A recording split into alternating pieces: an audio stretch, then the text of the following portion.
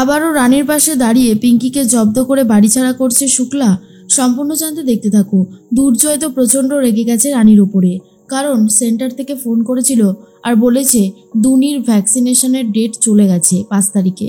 আর এটা শোনার পর তো দুর্জয় রানীর ওপর এতটাই রেগে যায় যে গিয়ে চিৎকার চেঁচামেচি করতে থাকে আর বলে, রানী এই তুমি মা হয়েছো, সন্তানের ভ্যাকসিনেশন কবে সেটা তুমি বেমালুম ভুলে গেছো। এটা কি? হ্যাঁ, এটা কি? তুমি এক কাজ করো, তোমার ফোনের যে ডেটটা রয়েছে সেটা আমাকে দেখাও, সেটা দিয়েই তো তারপর তুমি এই ক্যালেন্ডারে মার্ক করেছিলে, তাই তো? রানী তখন বলে, হ্যাঁ। এরপরে যখন ফোনের ডেটটার সাথে মেলাচ্ছে, ক্যালেন্ডারের ডেটের কোনো মিল নেই। ফোনে 5 তারিখ লেখা ছিল আর ক্যালেন্ডারে রয়েছে 7 তারিখ।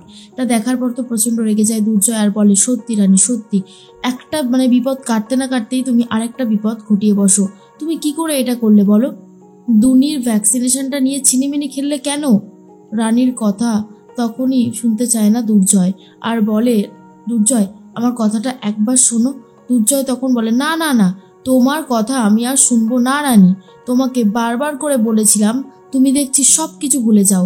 এবারে কি হবে বলো? এবার যখন মা জানতে পারবে তখন চিৎকার চেঁচামেচি হবে।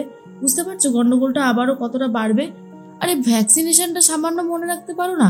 তুমি আবার মেয়েকে মানুষ করবে। এই জন্য বলেছিলাম যে মা একদম ঠিক কথাই বলেছে, যে বয়সে যেটা করা দরকার তুমি সেই বয়সে সেটা না করে এখন অন্য কাজ করছো, আর তার জন্য সব কিছু গুলিয়ে যাচ্ছে। বুঝতে পেরেছো? আমি বুঝতে পেরে গেছি যে তোমার এই বয়সে মা হবার সিদ্ধান্তটা পুরোপুরি ভুল নিয়েছো।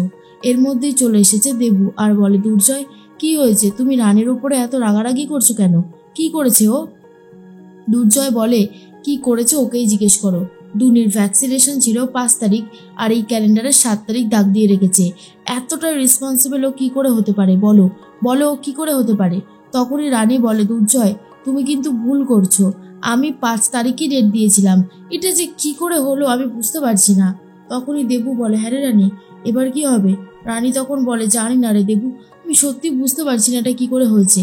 তখনই দুর্জয় বলে, যখন ভাবি মাথাটাকে একটু ঠান্ডা রাখবো তখনই তুমি গরম করে দাও, আর ভালো লাগছে না। এই বলে বেরিয়ে চলে যায় আর গিয়ে জিনিসপত্র ভাঙতে থাকে দুর্জয়। তখনই রানী বলে, মনে হয় জানিস তো আবারও দুর্জয় কিছু একটা ভাঙলো। সত্যি ও পারেও বটে। আর তখনই রিতম এসে জিজ্ঞেস করে, এ রানী, রানী ভাই এরকম রেগে গেছে কেন গো? কি হয়েছে? রানী বলে, রিতমদা, আমি এই ক্যালেন্ডারটায় 5 তারিখ দাগ দিয়ে রেখেছিলাম যে দুনির ভ্যাকসিনেশন আছে। এখন 7 তারিখ হয়ে গেল, সেটা 5 তারিখে ভ্যাকসিনেশন ডেট চলে গেছে। তার জন্যই দুর্জয় আমার সাথে রাগারাগি করছে।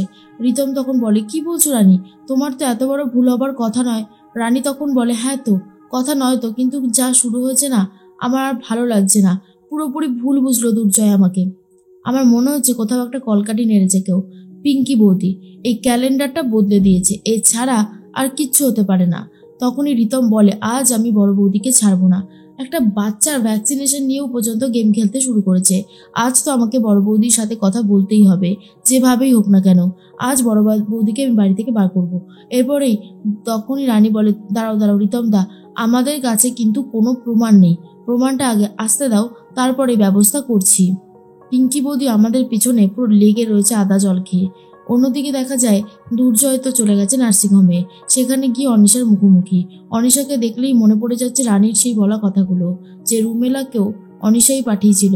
আর এরপরই অনিশা তখন বলে, হ্যাঁ রে জয়, তোর মুড মনে হচ্ছে আজকে খুব খারাপ আছে। কি হয়েছে রে, আমাকেও বল। এরপর দুর্জয় বলে, দেখ অনিশা, একটা কথা সত্যি, যে তুই যদি সেদিন আমাকে হেল্প না করতিস তাহলে হয়তো আমি আমার মেয়েকে বাঁচাতে পারতাম না। কিন্তু হেল্প করেছিস বলে এখন যাতাই করবি? হ্যাঁ, তুই বড় বৌদির সাথে হাত মিলিয়েছিস তাই না? তুই ইচ্ছে করে রুমেলাকে আমাদের বাড়িতে পাঠিয়েছিস। কি রে বল, চুপ করে আছিস কেন? অনিশা মনে মনে বলে, জানতাম জানতাম এই কথাগুলো উঠবে। বড় বৌদি আমাকে আগেই সাবধান করে দিয়েছিল, ভাগ্যিস করেছিল। এরপর অনিশা বলে, জয় তুই শুধু শুধু আমাকে ভুল বুঝছিস। আমি কিন্তু এমন কোনো কাজ করিনি যেটা তুই এরকমভাবে আমাকে ইনসাল্ট করতে পারিস। যেটা সত্যি সেটাই বলেছি। সেটা যদি মেনে নিতে এত প্রবলেম হয় তাহলে আমি কি করব বলতো? আমি চেয়েছিলাম যে রানী একদিকে পড়াশোনা করছে করুক, কাকিমা একদিকে ঘর সামলাচ্ছে সামলাক, বাচ্চাটাকে সামলানোর জন্য কাউকে একটা নিয়ে আসার দরকার। আমি শুধু সেটাই করেছি। এরপরে তুই যেই কাজগুলো করছিস সেটা কি ঠিক করছিস বল? তোর জন্য চিন্তা করলাম, তোর মেয়ের জন্য চিন্তা করলাম, আর তুই এসে এখন আমাকেই এরকমভাবে কথা শোনাচ্ছিস।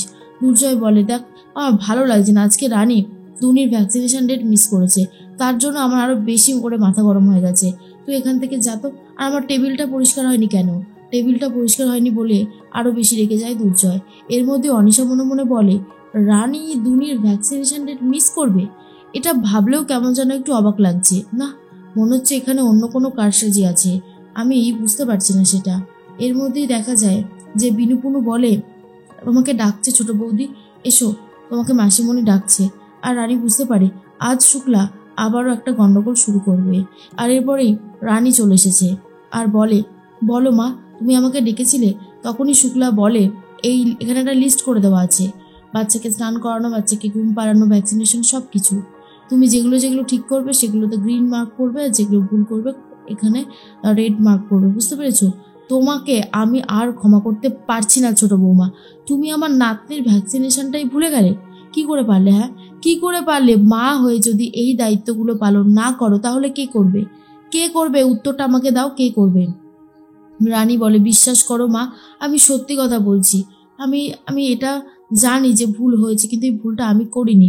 রিতম তখন বলে, কাকিমণি, কাকিমণি তুমি সবটা রানীর মুখ থেকে শোনো, তাহলে বুঝতে পারবে কে এই কাজটা করেছে। শুক্লা তখন বলে, কে করেছে? বড় বৌমা। কিন্তু বড় বৌমাকে তো এখানে ঘেঁষতে দেওয়াই হয় না, তাহলে বড় বৌমা কি করে করবে? তোমাদের কোথাও একটা ভুল হচ্ছে। রিতম বলে, আমাদের কোনো ভুল হচ্ছে না কাকিমণি, যা বলছি তা একদমই ঠিক কথা। আর তুমি যদি বিশ্বাস করতে না পারো তাহলে আমরা কি করতে পারি বলো? সব থেকে বড় কথা হচ্ছে যে রানী এই কাজটা করেইনি, যে করেছে তার শাস্তি পাওয়াটা দরকার। এরপর রানী বলে, আমি আমার মেয়ের ভ্যাকসিনেশন কেন ভুলে যাব মা? তুমি বিশ্বাস করো, আমি ভুলে যাইনি। এর মধ্যে পিঙ্কি বৌদি এসে বলে, বাড়াবাড়ির একটা চূড়ান্ত সীমা আছে। এই যে তোমরা আমার নামে দোষারোপগুলো করছো, তোমরা কি প্রমাণ করতে পারবে যে আমি এই অন্যায়টা করেছি? তাহলে করছো কেন? এরপরেই রানী তখন বলে, তুমি যে এই কাজটা করেছো সেটা আমরা সবাই জানি। আর আমি রিতমদাকে বলেওছিলাম যে শুধু মুখে বললে কিছু হবে না, তার জন্য দরকার প্রমাণ। প্রমাণ ছাড়া কি আজকে আর কেউ কথা বিশ্বাস করে? বিশেষ করে তুমি যে অন্যায় করেছো সবাই হয়তো বিশ্বাস করবে, তবুও তবুও তোমার জন্য প্রমাণটা রাখাটা খুব দরকার। এরপরে সৌনক এসে বলে, রানী তুমি একদম ঠিকই বলেছিলে, বড় বৌদি এই কাজটা করেছে। এই যে আমি এই দোকানে গেছিলাম, জিজ্ঞেস করেছিলাম, আর বললো যে হ্যাঁ, হুবহু একটা সেম ক্যালেন্ডার বড় বৌদি অর্ডার দিয়েছিল যাতে কারসাজিটা করতে পারে। এই কারসাজিটা করে তুমি কি লাভ পাও গো বড় বৌদি? তুমি রানীকে ছোট করে দাও কেন মায়ের কাছে? আর তোমার নিজের ইমেজটা বড় থাকে তো। এরপরে এই শুক্লা তো রেগে গেছে আর বলে, বড় বৌমা, এত বিশ্বাস এত ভরসা করেছিলাম তোমাকে, শেষ পর্যন্ত তার এই প্রতিদান দিলে? বলো, এই প্রতিদান দিলে শেষ পর্যন্ত? রানী ছোট, এটা ঠিকই, রানী সব কিছু টাইমে করে উঠতে পারে না, তাই বলে ওকে বারবার অপদস্থ করবে বলে একটা বাচ্চার ক্ষতি করতে চেয়েছো তুমি? তোমারও তো সন্তান আছে, তোমারও তো মেয়ে আছে। যদি আজ তোমার মেয়ের সাথে কেউ এরকমটা করতো তাহলে তোমার কেমন লাগতো? বেরিয়ে যাও, বাড়ি থেকে বেরিয়ে যাও। এরপরে পিঙ্কি বুঝতে পারে আবারও সে ধরা পড়ে গেছে।